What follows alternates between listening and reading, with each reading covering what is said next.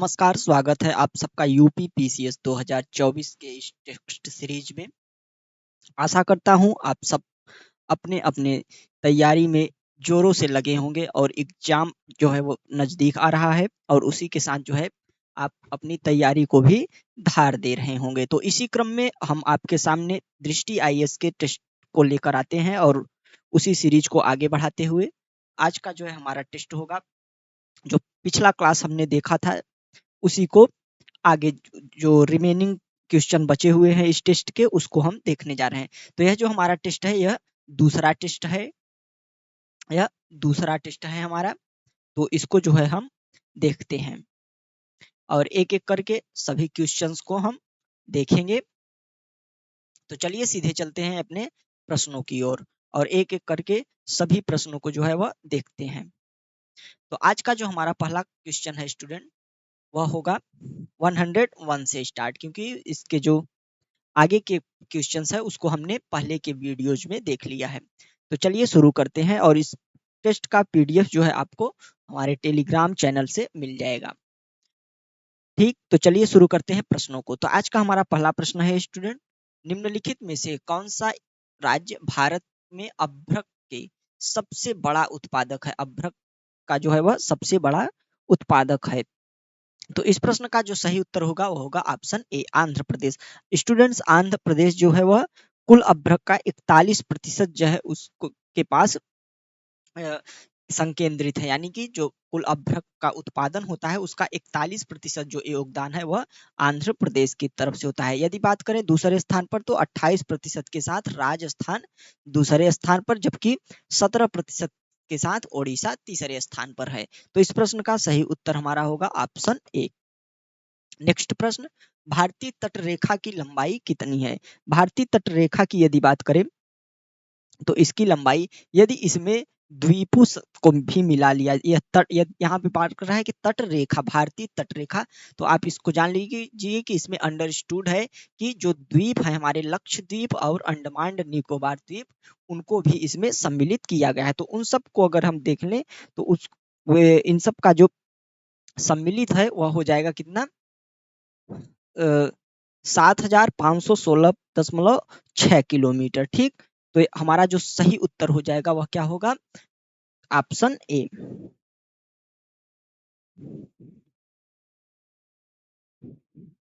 Next प्रश्न देखते हैं, अगला प्रश्न क्या है,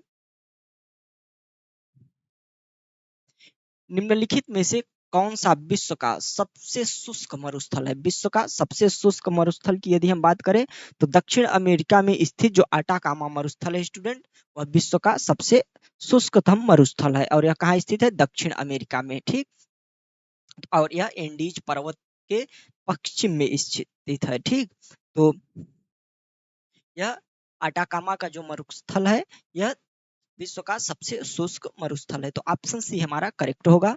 नेक्स्ट प्रश्न, अगला प्रश्न है कि डेथ वैली किस देश में स्थित है? डेथ वैली जो है वह किस देश में स्थित है? तो डेथ वैली की यदि बात करें तो यह संयुक्त राज्य अमेरिका में, कहाँ पे स्थित है स्टूडेंट? संयुक्त राज्य अमेरिका में दक्षिणी पूर्वी कैलिफोर्निया जो स्टेट है उसका वहां पे स्थित है। तो ऑप्शन सी करेक्ट जाएगा।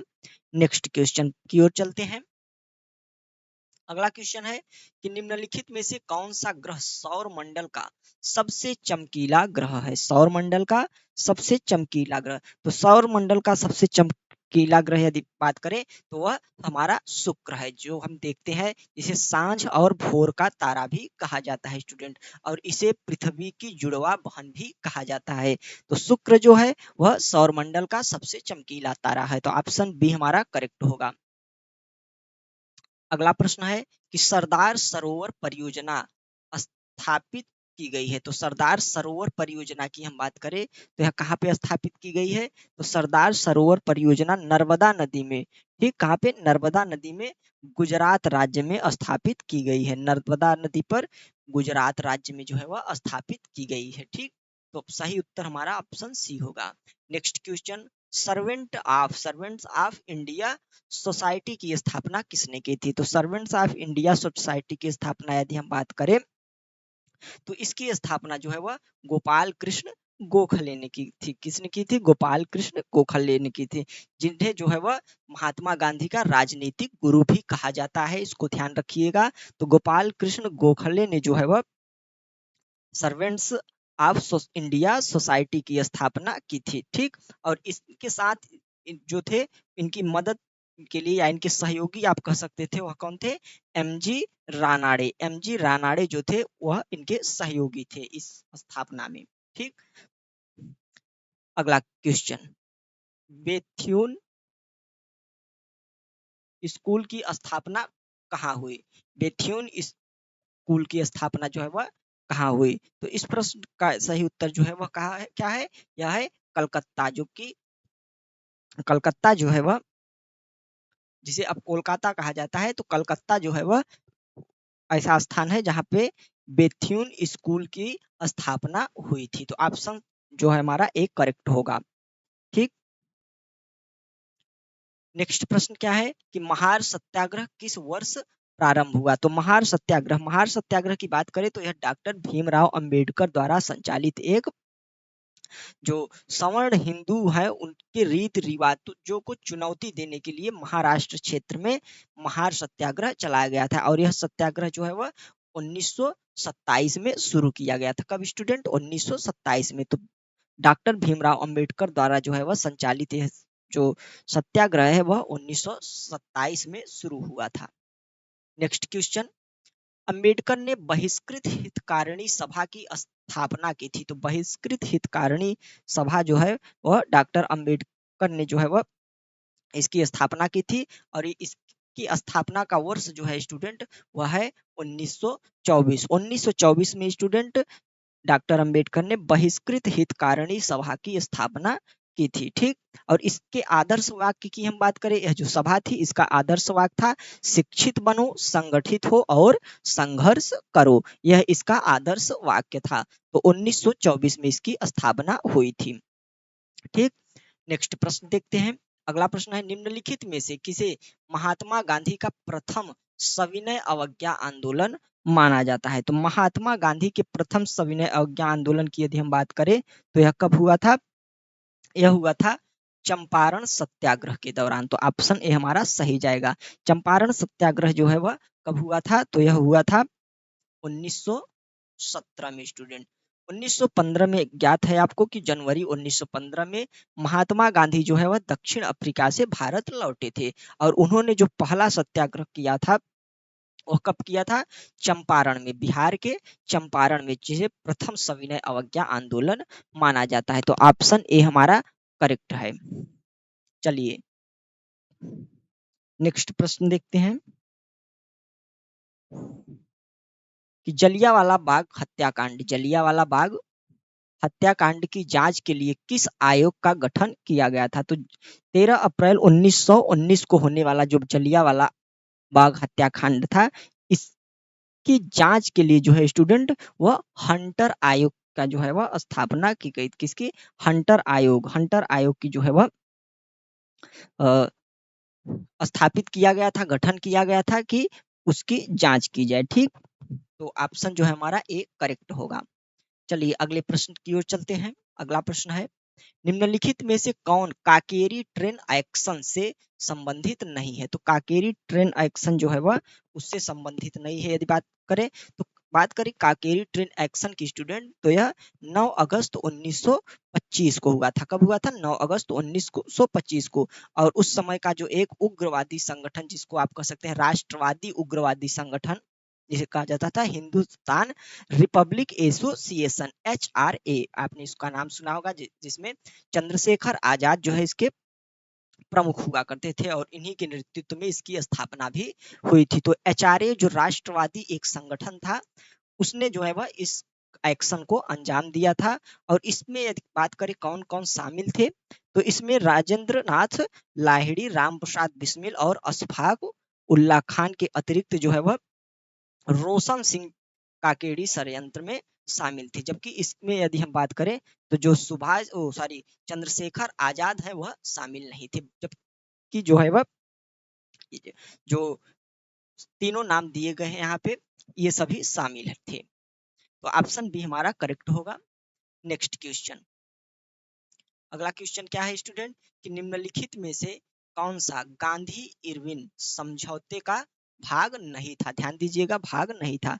तो गांधी इरविन जो समझौता है यह 5 मार्च 1931 को हुआ था। कब हुआ था स्टूडेंट? 5 मार्च 1931 को हुआ था। ठीक, तो इसका भाग कौन नहीं है? तो देखते हैं कि सविनय अवज्ञा आंदोलन में शामिल कैदियों की रिहाई, सविनय अवज्ञा में शामिल कैदियों की रिहाई। ठीक, तो यही इसका पार्ट था।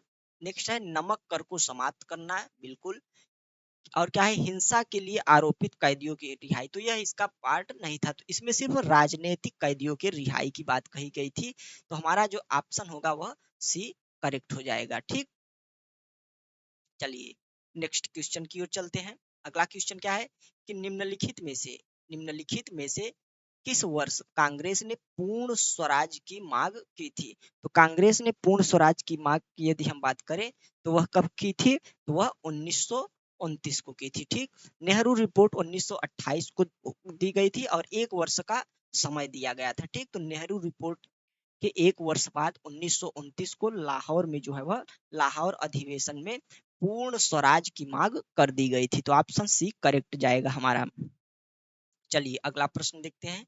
अगला है भारतीय राष्ट्रीय कांग्रेस के किस अधिवेशन में वंदे मातरम पहली बार सार्वजनिक रूप से गाया गया था? तो वंदे मातरम जो है वह पहली बार सार्वजनिक रूप से गाया गया था। तो किस अधिवेशन में था यह स्टूडेंट? तो यह था कलकत्ता अधिवेशन में। कब था? कलकत्ता, वर्ष 1896 के जो है वह कलकत्ता अधिवेशन में वंदे मातरम गीत पहली बार गाया था। तो ऑप्शन ए करेक्ट है। नेक्स्ट क्वेश्चन, महात्मा गांधी ने किस घटना के बाद असहयोग आंदोलन वापस ले लिया था? तो असहयोग आंदोलन की बात करें हम तो यह एक महत्वपूर्ण जो है वह स्वतंत्रता संग्राम जो था उस क्रम में एक महत्वपूर्ण घटना थी। लेकिन जो है वह चौरी चौरा कांड से आहत होकर जो है वह गांधी जी ने इसको वापस ले लिया था। तो गोरखपुर जिले के चौरी चौरा स्थान पर जो है वह पुलिस और लोगों में कुछ मुठभेड़ हुई थी जिसमें आगजनी और इत्यादि घटनाएं से आहत जो है वह गांधी जी हुए और उन्होंने जो है वह असहयोग आंदोलन को वापस ले लिया था। तो ऑप्शन बी हमारा करेक्ट है।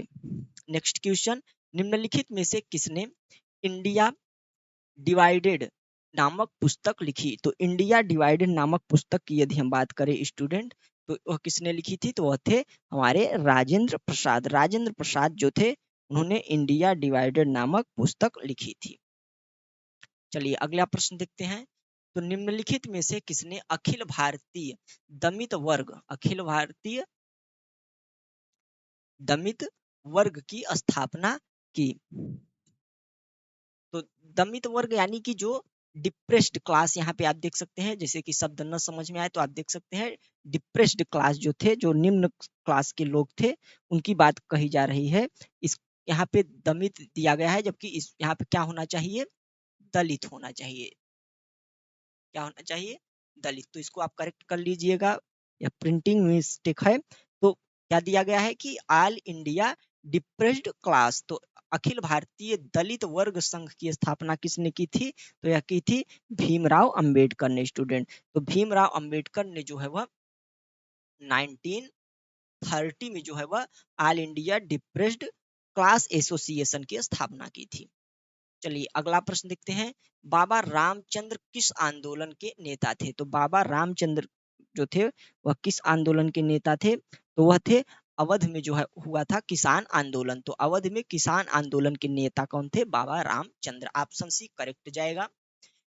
अगला प्रश्न क्या है? तो अगला प्रश्न है भारत के इतिहास की निम्नलिखित घटनाओं को पूर्व समय से आरंभ करते हुए कालानुक्रम व्यवस्थित कीजिए। तो जो भारतीय इतिहास, भारत स्वतंत्रता संग्राम के दौरान जो कुछ घटनाएं हुई हैं उन्हें एक कालानुक्रम में क्रोनोलॉजिकल ऑर्डर में अरेंज करना है। पहले कौन हुई थी, उसके बाद कौन हुई थी, इस तरह से। तो देखते हैं। तो यदि बात करें हम सबसे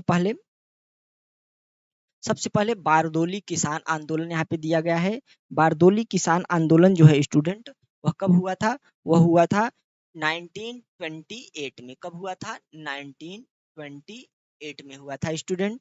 अब बात करें यदि हम महात्मा गांधी का नोआखली दौरा, तो नोआखली दौरा तो बहुत बात का था स्टूडेंट, जो कि कब का है नोआखली दौरा, तो यह 1946 का है, 1946 का है, 1946 का है। गांधी इरविन समझौता 1931 का है, और जबकि दूसरा गोलमेज सम्मेलन की यदि हम बात करें तो यह कब का है, यह भी 1931 का है। लेकिन ध्यान दीजिए यह जो है वह दिसंबर का है, और गांधी इरविन समझौता मार्च का है, क्योंकि गांधी इरविन समझौता इसीलिए हुआ ही था कि द्वितीय गोलमेज सम्मेलन जो है वह हो सके। तो आप इसको ध्यान में रखिएगा कि गांधी जो द्वितीय गोलमेज सम्मेलन था वह गांधी इरविन समझौते पर ही आधारित था, तो गांधी इरविन समझौता पहले हुआ था।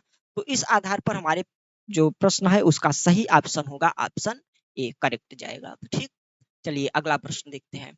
निम्नलिखित में से किसने ब्रिटिश हाउस ऑफ कॉमन्स में अगस्त घोषणा का वाचन किया? तो अगस्त घोषणा जो है किसने दिया था? तो एडविन मॉन्टेग्यू जो थे उन्होंने अगस्त घोषणा जो है वह उसका अगस्त घोषणा का जो है वह वाचन किया था।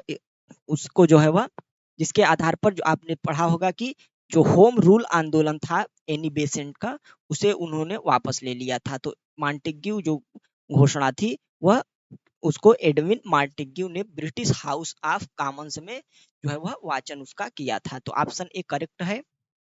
चलिए अगला प्रश्न देखते हैं। अगला प्रश्न है, वर्ष 1936 में कांग्रेस और मुस्लिम लीग लखनऊ में किन कारणों से एकत्र हुई थी? कब? 1916 में। तो 1916 में यदि हम बात करें, मुस्लिम लीग और कांग्रेस जो है वह कब, किस लिए जो है वह लखनऊ में एकत्र हुई थी? तो उसका जो प्रमुख कारण था वह क्या था, उसको देखते हैं। तो मध्य मार्गी और आमूल परिवर्तनवादी को एकजुट करने के लिए।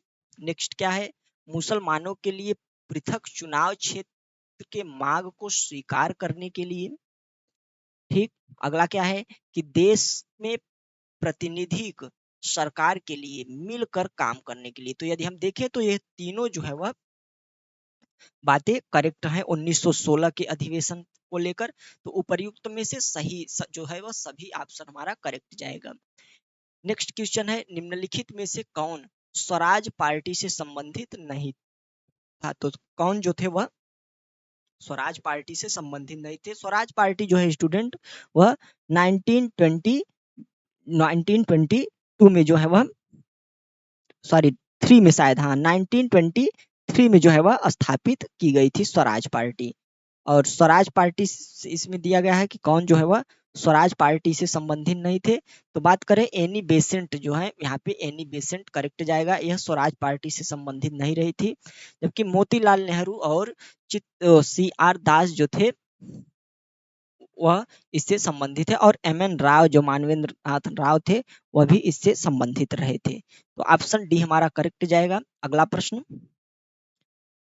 निम्नलिखित में से कौन वर्ष 1945 के आजाद हिंद फौज के खिलाफ चलाए गए मुकदमों से बचाव पक्ष के अधिवक्ताओं में से थे? तो आजाद हिंद फौज के खिलाफ जो मुकदमे चलाए गए थे, तो बचाव पक्ष में कौन जो थे वह अधिवक्ता के रूप में थे? तो वह थे कौन?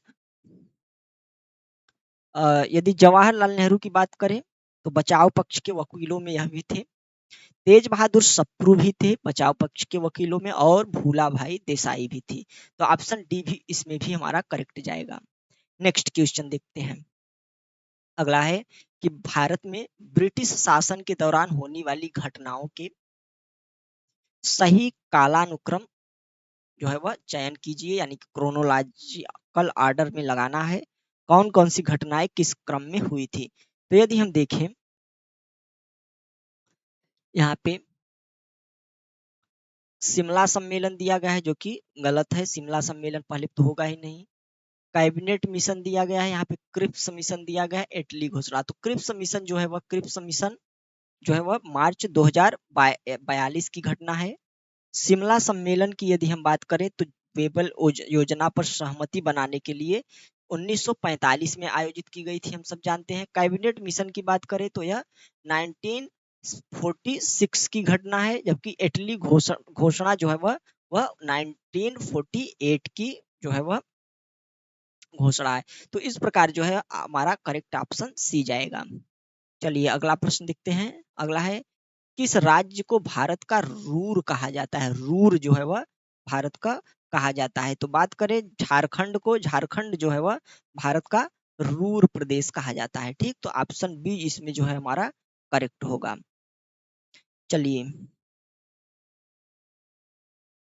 नेक्स्ट प्रश्न, निम्नलिखित में से कौन सा मृदा संरक्षण का जो है वह उपाय नहीं है? तो मृदा संरक्षण का उपाय जो है वह नहीं है, ये देखें तो यहाँ पे क्या दिया गया है, मल्चिंग, वेदिका फार्म, समोच्च रेखी जुताई और एकल कृषि। तो एकल कृषि जो है वह हमारा करेक्ट जाएगा, यह मृदा संरक्षण का जो है वह उपाय नहीं है।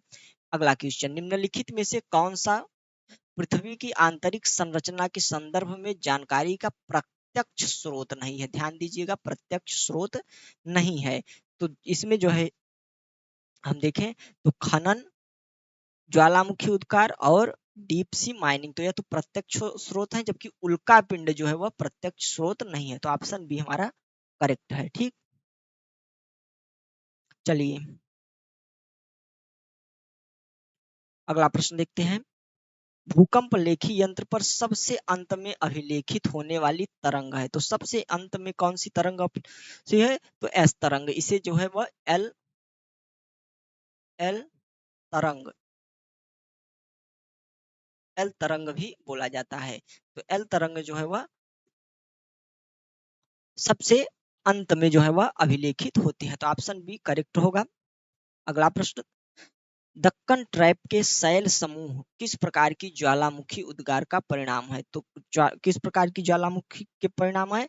तो यह प्रवाह यानी कि फ्लड बेसाल्ट जो है, जो ज्वालामुखी दरारी उद्भेदन जो होता है उसमें काफी ह्यूज मात्रा में मैग्मा का जो है वह प्रवाह हुआ और उसके कारण जो है वह दक्कन ट्रैप बन गया। तो ऑप्शन सी करेक्ट होगा। अगला प्रश्न क्या है देखते हैं। अगला प्रश्न है स्टूडेंट कि खनिज भंडार तक पहुंचने के लिए वेधन का खनिज भंडार तक पहुंचने के लिए वेधन का उपयोग करने वाली खनन प्रक्रिया है। वेधन का उपयोग करने वाली खनन प्रक्रिया कौन सी है? तो वह कौन सी है? वह है कूपकी खनन। कूपकी खनन जो है वह शाफ्ट माइनिंग जो है वह खनिज भंडार तक पहुंचने के लिए वेधन का उपयोग करने वाली एक खनन प्रक्रिया है। तो ऑप्शन सी करेक्ट है। अगला प्रश्न, निम्नलिखित में से कौन सी नदियां विश्व के सबसे बड़ा डेल्टा का निर्माण करती हैं? तो विश्व का सबसे बड़ा डेल्टा की यदि हम बात करें कौन सी नदी करती है, तो वह है गंगा और ब्रह्मपुत्र नदियां, जो मिलकर सुंदरवन डेल्टा का जो है वह निर्माण करती हैं, जो कि विश्व का सबसे बड़ा डेल्टा है। ठीक,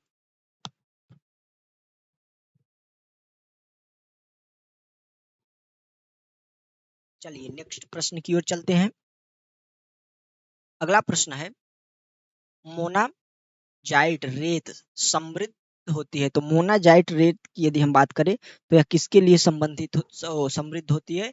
तो यह होती है थोरियम के लिए। ठीक, थोरियम के लिए जो है वह मोनाजाइट रेत संबंधित होती है, जो भारत में कहाँ पाई जाती है?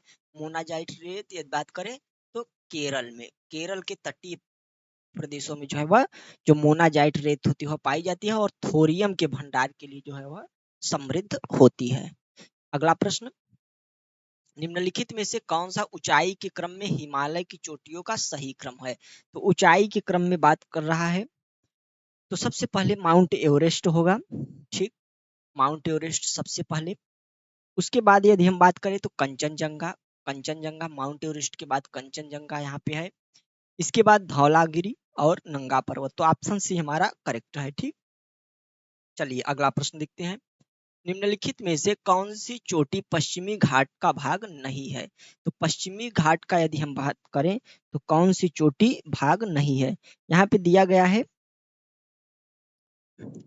जो कि पश्चिमी जो है वह तट का भाग नहीं है। तो पश्चिमी तट का भाग महेंद्रगिरी जो है वह महेंद्रगिरी पश्चिमी जो है वह तट का हिस्सा नहीं है, जबकि यह पूर्वी तट का भाग है। ठीक, तो महेंद्रगिरी पूर्वी तट का सबसे ऊंचा शिखर है। तो सही ऑप्शन हमारा ए है। अगला प्रश्न क्या है कि निम्नलिखित में से कौन सा देश के भारत के साथ सबसे लंबी स्थल सीमा साझा करता है? तो सबसे लंबी स्थल सीमा की बात करें तो वह बांग्लादेश करता है। कितने की?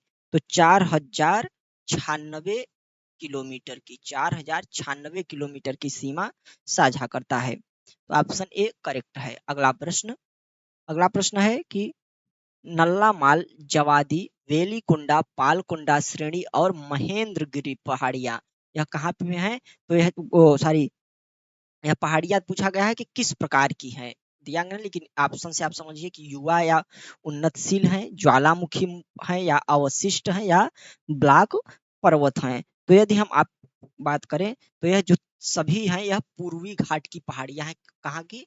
पूर्वी घाट की, पूर्वी घाट की। और पूर्वी घाट कैसा घाट है? अवशिष्ट घाट है। तो हमारा जो ऑप्शन सी है वह करेक्ट हो जाएगा। चलिए अगला प्रश्न क्या है कि चिल्का झील के संदर्भ में निम्नलिखित कथनों में से कौन सा सत्य है? चिल्का झील के संबंध में प्रश्न है स्टूडेंट। तो देखते हैं कि यह महानदी डेल्टा के दक्षिण में स्थित है, बिल्कुल करेक्ट है। इसके अलावा नेक्स्ट स्टेटमेंट है कि इसे वर्ष 1981 में रामसर अभिसमय के तहत अंतरराष्ट्रीय महत्व वाली पहली भारतीय आर्द्र भूमि के रूप में नामित किया गया था। तो रामसर अभिसमय जो है वह 1971 में हुआ था और इसके तहत जो है वह इसको 1981 में पहली रामसर स्थल के रूप में नामित किया गया था, जो कि करेक्ट है। अगला है कि झील के भीतर स्थित नलबाना द्वीप को वन्य जीव संरक्षण अधिनियम 1972 के तहत पक्षी अभयारण्य के रूप में अधिसूचित किया गया है, बिल्कुल करेक्ट है। तो यह सभी ऑप्शन जो है हमारे सत्य हैं, तो ऑप्शन डी करेक्ट हो जाएगा। अगला प्रश्न देखते हैं, भाबर के विषय में निम्नलिखित कथनों में से कौन सा सत्य है? पहला है कि यह शिवालिक गिरिपथ के समानांतर 8 से 10 किलोमीटर चौड़ी पतली पट्टी है, 8 से 10 किलोमीटर चौड़ी। यदि बात करें भाबर की सबसे पहले, तो भाबर जो है यह मोटे मोटे कंकड़ों और पत्थरों का एक विस्तृत जो है वह मैदान होता है, जो कि 8 से 10 किलोमीटर चौड़ा होता है, यह बिल्कुल करेक्ट है। अगला है कि पर्वतों से निकलने वाली नदियां और क्षेत्रीय नदियां इस क्षेत्र में जो है वह क्या होती है? पुनः प्रकट होती है। क्या होती है? पुनः प्रकट होती है। तो बिल्कुल गलत है, क्योंकि यहाँ पे लुप्त हो जाती है स्टूडेंट, प्रकट नहीं होती। यहाँ पे क्या होती है? लुप्त हो जाती हैं, क्योंकि बड़े बड़े कंकड़ पत्थर होते हैं जिसमें जिनके दरारों में जो है वह जल समा जाता है और नदियां ऐसा लगता है कि यहाँ पे गायब हो गई और कुछ आगे जाकर वह फिर से दिखाई देती हैं। नेक्स्ट है कि यह प्राकृतिक वनस्पति की प्रचुर वृद्धि होती है। तो यह गलत है, कंकड़ पत्थर में क्या ही होगा, और ऊपर में से कोई नहीं, तो यह भी गलत है। तो ऑप्शन जो है हमारा करेक्ट ए हो जाएगा। चलिए अगला प्रश्न है कि सिंधु नदी की निम्नलिखित सहायक नदियों में से कौन सी नदी कश्मीर क्षेत्र में इससे नहीं मिलती है? तो कश्मीर क्षेत्र में इससे नहीं मिलती है सिंधु की कौन सी सहायक नदी? तो उपर्युक्त में से जो सभी नदियां हैं स्टूडेंट, या कोई भी नदी कश्मीर में इससे मिलती ही नहीं है। चलिए अगला प्रश्न, निम्नलिखित में से कौन सी नदी भारत में दूसरा सबसे बड़ा जलप्रपात बनाती है? तो दूसरा सबसे बड़ा जलप्रपात जो है वह बनाती है तो कावेरी नदी है जो स्टूडेंट, कावेरी नदी भारत में जो है वह दूसरा सबसे बड़ा जलप्रपात बनाती है, जिसे किस नाम से जाना जाता है? शिव समुद्रम के नाम से जाना जाता है। किसके नाम से? शिव शिव समुद्रम, शिव समुद्रम के नाम से स्टूडेंट जाना जाता है। तो ऑप्शन सी करेक्ट होगा। नेक्स्ट प्रश्न है कि निम्नलिखित में से कौन सी नदी पश्चिम में प्रवाहित होती है एवं ज्वार नद मुख का निर्माण करती है? ज्वार नद मुख का निर्माण करती है। तो कौन सी नदी जो है वह प्रवाहित होती है स्टूडेंट? तो वह है तापी नदी। तापी नदी जो है वह पश्चिम से, यानी कि जो है वह पश्चिम से मध्य प्रदेश से निकलती है और यह जो है वह अपना जल अरब सागर में गिराती है और यहाँ पे डेल्टा का निर्माण न करके किसका निर्माण करती है, एस्चुअरी का निर्माण करती है। ठीक, तो ऑप्शन डी हमारा सही है। अगला प्रश्न है कि निम्नलिखित में से किस नदी की अपवाह तंत्र द्रोणी प्रायद्वीपीय नदियों में सबसे बड़ी है। तो प्रायद्वीपीय नदियों में सबसे बड़ी अपवाह तंत्र वाली बात करें द्रोणी की, तो यह कौन सी है, यह है गोदावरी नदी। ठीक, ऑप्शन डी। अगला प्रश्न है निम्नलिखित पेटियों में से कौन सी लौह अयस्क पेटी है। तो लौह अयस्क पेटी की यदि हम बात करें तो दुर्ग, बस्तर और चंद्रपुर की पेटी, यह भी लौह अयस्क की है। इसके अलावा बल्लारी, चित्रदुर्ग, चिकमंगलुरु की पेटी जो है यह भी लौह अयस्क की पेटी है। महाराष्ट्र, गोवा में की पेटी जो है वहां भी लौह अयस्क पाया जाता है। तो ऑप्शन जो है हमारा करेक्ट डी हो जाएगा, उपर्युक्त सभी। अगला प्रश्न, कोयले के विषय में निम्नलिखित कथनों में से कौन सा सत्य है। ठीक, तो कौन सा सत्य है कोयले के संबंध में, एक एक पढ़ते हैं स्टेटमेंट। पहला है एंथ्रेसाइट एक नीली लौ के साथ धीरे धीरे प्रज्वलित होता है, करेक्ट है। एंथ्रासाइट एक उत्तम कोटि का कोयला होता है। नेक्स्ट है बिटुमिनस का उच्च कैलोरी मान होता है, यह भी करेक्ट है। लिग्नाइट में कार्बन की मात्रा 40 से 55% के बीच है, यह भी जो है वह करेक्ट है। और सबसे जो है वह कम कैलोरी मान वाला जो कोयला होता है वह क्या होता है, पीट। तो उपर्युक्त में से सभी ऑप्शन जो है हमारे करेक्ट हैं। ठीक, तो ऑप्शन जो है वह डी हमारा करेक्ट हो जाएगा।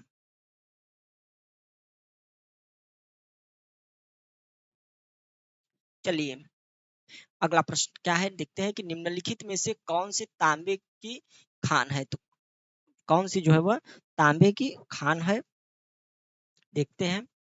तो खेताड़ी जो है वह, खेतड़ी कहाँ पे स्थित है स्टूडेंट, राजस्थान में। राजस्थान में स्थित खेतड़ी जो है वह एक तांबे की खान है। तो ऑप्शन ए हमारा करेक्ट है।